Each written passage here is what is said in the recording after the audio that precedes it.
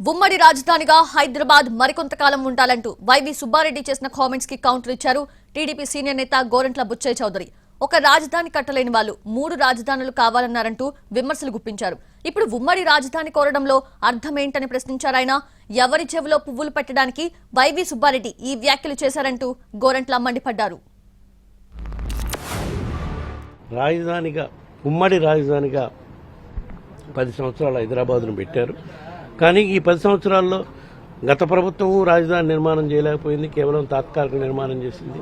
మేము మా ప్రభుత్వం వచ్చినాక గత 5 ఏళ్లలో చిత్తశుద్ధితో రాజధాని నిర్మాణం చేసే స్తోమత మనకు లేదని చెప్పి అన్ని విధాలా అభివృద్ధి చెందిన నగరం విశాఖని ఎగ్జిక్యూటివ్ క్యాపిటల్గా పరిపాలనా రాజధానిగా చేద్దామని చేస్తే కొన్ని న్యాయపరమైన ఇబ్బందులు సృష్టించారు. న్యాయపరంగా ఇబ్బందులు కూడా ఎదుర్కొంటున్నాం కూడా ఈ రోజుకి.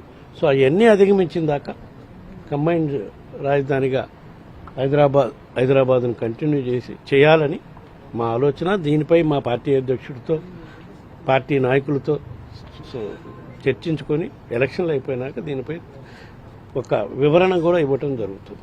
ఒక రాజధాని కట్టలేని వాడు 3 రాజధానుల ముచ్చటని 3 రాజధానుల ముచ్చట పోయి ఉమ్మడి రాజధాని కావాలని అడుగుతున్నాడు.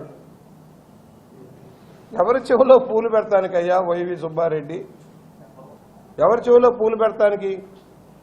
4.5 తెలుగుదేశం మొదలుపెట్టింది, అన్నింటినీ కుప్పగొల్చావు, విధ్వంసంలో ముందున్నారు.